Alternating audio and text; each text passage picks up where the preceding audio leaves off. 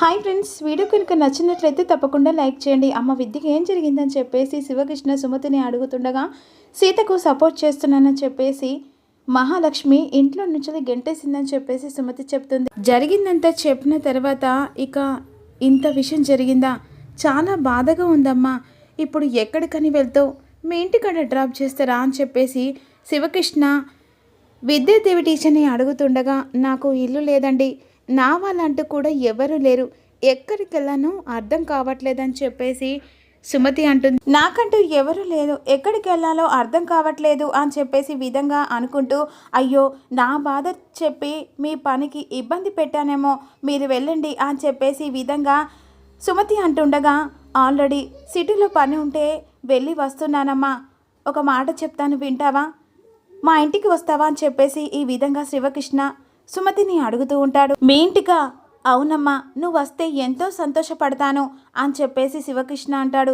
వద్దులండి, నేను వేరే ఎక్కడైనా వెతుక్కుంటాను, మేమున్న తర్వాత నువ్వు ఇబ్బంది పడడు అవసరం లేదమ్మా, ఎంతో మాకు హెల్ప్ చేశారు, ఇక సీతకు కూడా మీరు డాన్స్ నేర్పించారు, సూర్య బేల్ విషయంలో కూడా ఎంతో హెల్ప్ చేశారు, ఇక అందరి కష్టం తీర్చిన తర్వాత మీరు ఇలా ఒంటరికి ఉంటే వదిలిపెడతానని చెప్పేసి శివకృష్ణ అంటుండగా అది కాదండి అని చెప్పేసి సుమతి అంటుంది. అన్నింటికి చెల్లెలు రాకూడదమ్మా అని చెప్పేసి శివకృష్ణ అంటుండగా అన్నయ్య అని చెప్పేసి అంటుండగా నిన్ను మొదటిసారి కలిసినప్పుడు మీరు నన్ను అన్నయ్య అని పిలిచారు, అలాంటప్పుడు అన్నింటికి చెల్లెలు రాకుండా ఉంటుందమ్మా అని చెప్పేసి శివకృష్ణ అంటాడు. మీరు ఎక్కడికి వెళ్ళాల్సిన అవసరం లేదు, నేనున్నంతసేపు మీరు మాతోనే ఉంటాను, నేను తోడబుట్టు కాకపోయినా నువ్వు నా చెల్లెలుగానే ఉంటావు అని చెప్పేసి శివకృష్ణ అంటుండగా నువ్వు నిజంగానే నా అన్నయ్య అని చెప్పేసి సుమతి మనసులో అనుకుంటుంది.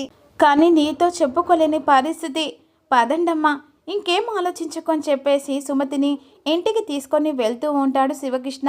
ఈలోపు సీత ఉన్ను షాపింగ్ చేసుకొని ఇంటికి వస్తారు. ఈలోపు అందరు కలిసి హాల్లో కూర్చుంటారు కదా, షాపింగ్ అయిపోయింది రామ్ అని చెప్పేసి మహాలక్ష్మి రామ్ను అడుగుతుండగా అయిపోయింది పిన్ని, నీకోసం సీత మంచి చీర సెలెక్ట్ చేసిందట అని చెప్పేసి అంటుండగా అట అంటున్నావు, నువ్వు ఆ శారీని చూడలేదా రామ్ అని చెప్పేసి అర్చన అంటుండగా లేడీస్ షాపింగ్ నాకు తెలియదు కదా, నేను షాపింగ్ చేసేంతలో బయట నిలబడ్డాను అని చెప్పేసి రామ్ అంటాడు. అందుకే సీత వెళ్ళి శారీ సెలెక్షన్ తీసుకొని వచ్చింది పిన్ని అని చెప్పేసి అంటుండగా చాలా టైం పట్టిందే, మేము ఆఫీస్ కూడా వెళ్ళొచ్చాం అని చెప్పేసి గిరి అంటుండగా మేము చాలా ప్లేస్ తిరిగాం బాబాయ్ అని చెప్పేసి రామ్ అంటాడు. సిటీ మొత్తం తిరిగి వచ్చారా అని చెప్పేసి జన అడుగుతుండగా అత్తయ్య శారీ కోసం సిటీ మొత్తం తిరిగొచ్చా మామయ్య అని చెప్పేసి సీత అంటుంది. ఒక చీర కోసం అంత సిటీ మొత్తం తిరిగొచ్చారా అని చెప్పేసి ప్రీతి అంటుండగా అంటే మేము తెచ్చిన చీర మీ పిన్నికి నచ్చాలి కదా అని చెప్పేసి ఈ విధంగా సీత అంటుండగా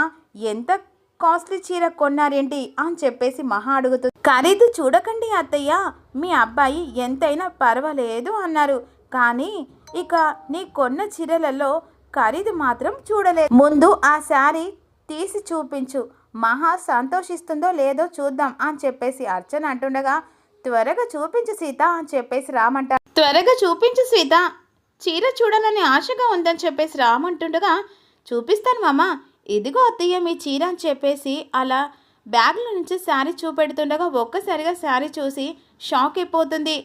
ఏంటత్తయ్య నీ కొన్న చీర అంత బాగా నీకు నచ్చిందా అని చెప్పేసి సీత అడుగుతుంది. ఏంటి నాకు నచ్చేది, నాకు ఇలాంటి శారీ తీసుకొని వస్తావా అని చెప్పేసి మహా అంటుండగా ఏ అత్త బాగలేదా అని చెప్పేసి సీత అడుగుతుంది. చాలా బ్యాడ్గా ఉంది మహా, ఇలాంటి చీర ఎప్పుడైనా కట్టిందా అని చెప్పేసి అర్చన అంటుండగా ఈ చీరకి ఏమైంది అని చెప్పేసి సీత అంటుండగా అది వయసు అయిపోయిన వాళ్ళు కట్టుకున్న చీరలాగుంది అని చెప్పేసి జన అంటాడు.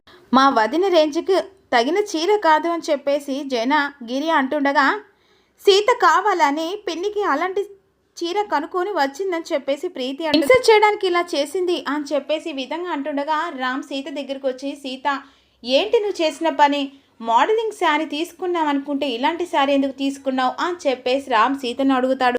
నేను షాపు వాడితో ఈ విధంగా చెప్పాను మామ, చీర ఎవరికైనా అడిగాను, మా అత్తయ్యకు అని చెప్పాను, ఇక నువ్వు బయట నిలబడ్డావు కదా నీ కూడా చూపించాను, వాళ్ళ పిన్ని కాని కూడా చెప్పాను, బయట నిన్ను నిలబడని చూసి బట్టల షాప్ అతను తాడు చెట్టు లాగున్నారు, అతని పిన్ని అయితే ఇక వయసు అయిపోయి ఉంటుందని చెప్పేసి ఈ చీర ఇచ్చాడు మామ, మహా ముసలమ్మ కాదు మోడల్గా ఉంటుందని నీకు తెలియదని చెప్పేసి అర్చన అంటుండగా షాప్ వాడికి తెలియదు కదా అత్తయ్య అని చెప్పేసి సీత అంటుంది. చాలే ఆపు, నువ్వు కావాలని ఇలా చేసావని చెప్పేసి మహా అంటుండగా, అయ్యో లేదత్తయ్య, నీకు మంచి చీర కొనాలనే ఇలా చేశాను, షాపింగ్ పేరు చెప్పి రామ్ని మొత్తం తిప్పావా అని చెప్పేసి గిరి అంటుండగా, అసలు రామ్ వచ్చిందంటే ఆఫీస్ వర్క్ అయినా ఫినిష్ అయ్యేది, అటు కాకుండా ఇటు కాకుండా చేసావని చెప్పేసి జన అంటుండే. ఇది కావాలని సీత చేసిన ప్లాన్ కదా డాడీ అని చెప్పేసి ఈ విధంగా ప్రీతి అంటుంది. అయితే అత్తమ్మ, ఈ చీర నీకు వద్దా, వాపస్ ఇచ్చేయమంటారా? వాపస్ తీసుకోడేమో, ఒకసారి కట్టి వదిలేసేయండి అత్తయ్య అని చెప్పేసి ఈ విధంగా సీత అంటుండగా, సీత చేతిలోంచి చీర తీసుకొని, ఇక ఇది చచ్చినా నేను కట్టను అని చెప్పేసి విసిరి కొట్టేసరికి సుమతి ఫోటో దగ్గర ఆ చీర పడుతుంది. అప్పుడు వెంటనే సీత కోపంతో, మీకు ఈ చీర ఇష్టం లేకపోతే లేదని చెప్పాలి కానీ విసిరి కొడతారేంటి అని చెప్పేసి సీత అడుగుతుంది. మీరు విసిరిన చీర మా అత్తమ్మ ఫోటో దగ్గర పడింది, మీరు కట్టుకోపోతే మా అత్తయ్య ఏదో ఒక రోజు కట్టుకుంటుంది అని చెప్పేసి సీత అంటుంది. అక్కడ కోసం ఈ చీర దాచిపెడుతూ ఉంటాను. అవును, టీచర్ కనిపించట్లేదేంటి అని చెప్పేసి సీత అటు ఇటు చూస్తూ ఉంటుంది. టీచర్ అని చెప్పేసి పిలుస్తూ ఉండగా టీచర్ సమాధానం లేదేంటి, మళ్ళీ టీచర్ అని పిలుస్తుండగా ఆవిడ ఇక్కడ లేదు అని చెప్పేసి అర్చన అంటుండగా, ఎక్కడికి వెళ్ళిపోయారు అని చెప్పేసి సీత అడుగుతుండగా, ఆవిడ ఇంట్లో నుంచి వెళ్ళిపోయింది అని చెప్పేసి ప్రీతి అంటే, టీచర్ వెళ్ళిపోయారని చెప్పేసి సీత షాక్ అయిపోతుంది. అవును, నేనే పంపించాను అని చెప్పేసి మహా అంటుంది.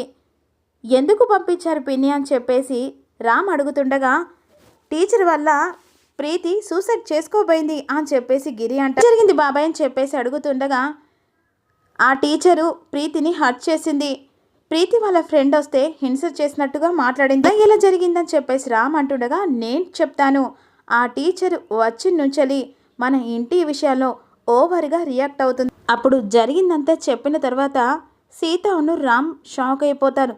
సమయానికి వెళ్ళబట్టి ప్రీతి మనకు బ్రతికుంది అని చెప్పేసి గిరి అంట. టీచర్ ఇంట్లో ఉంటే నేను నిజంగానే సూసైడ్ చేసుకునేదాన్ని అని చెప్పేసి ప్రీతి అంటుంది. నేనుండగా అలాంటి పరిస్థితి రానివ్వను ప్రీతి, రామ్ నువ్వు నాకు 2 కళ్ళు లాంటి వాళ్ళు, అలాంటి ఎప్పుడు ఇబ్బంది రానివ్వకుండా నేను కాపాడుకుంటానని చెప్పేసి మహా. అలాంటిది ఇక ప్రీతిని ఇబ్బంది పెట్టిన విద్యాదేవిని ఎలా క్షమిస్తాను, అందుకే ఇంట్లో నుంచి పంపించేశాను. చిన్న విషయానికి టీచర్ని బయటికి పంపించారని చెప్పేసి సీత అంటుండగా, ఇంత చిన్న విషయం ఏంటి సీత, ఆ టీచర్ వల్ల ప్రీతి చనిపోయేది అని చెప్పేసి అర్చన అంట.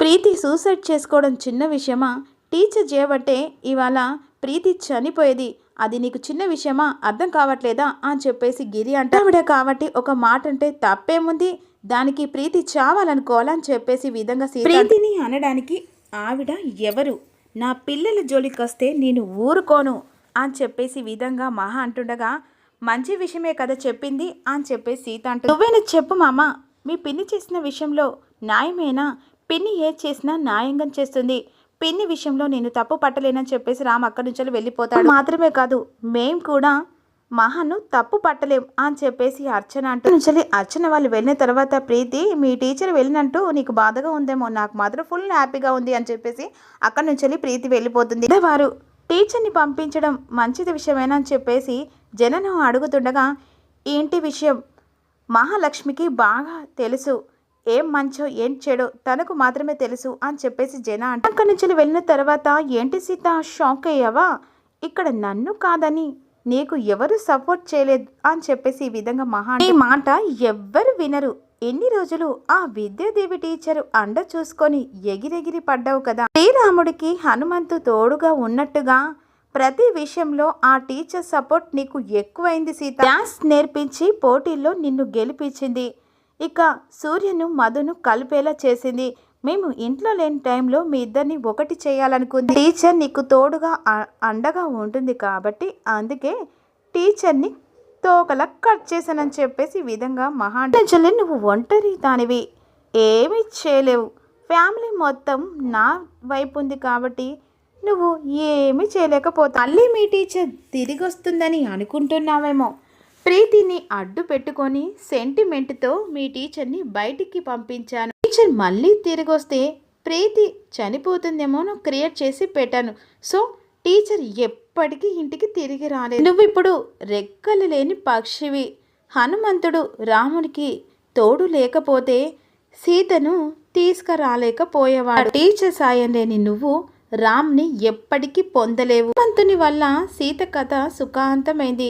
నీ స్టోరీ స్టార్ట్ అయిపోయింది. ప్లీజ్ మహాలక్ష్మి అని చెప్పేసి వెళ్తుండగా మన సీత రియాక్షన్ ఎలా ఉంటుంది? అలా మాటలన్నీ విన్న తర్వాత ఒక్కసారిగా ఇక మహాకు షాక్లో ఉంచేలా చేస్తుంది కదా. హలో అత్త, ఒక్క నిమిషం అని చెప్పేసి టీచర్ను పంపించేశానని ఇక నా రెక్కలు విరిగాయని చెప్పేసి మీరు చాలా సంతోషపడచ్చు, కానీ అది తాత్కాలికమే. కానీ మీ టీచర్ శాశ్వతంగా రాదని చెప్పాను కదా. ఈయన రెక్కలు మొలకెత్తకుండా ఉండవు అంటే నీకు ఆశ మొలకెత్తుతుందా అని చెప్పేసి మహా అడుగు. ధైర్యంతో అంటున్నావు. హనుమంతుడు రామునికి ఒక తోడు మాత్రం, అని ఆయన ధైర్యం మాత్రం రాముని గుండెల్లో ఉందికే రాముడు దేవుడయ్యాడు.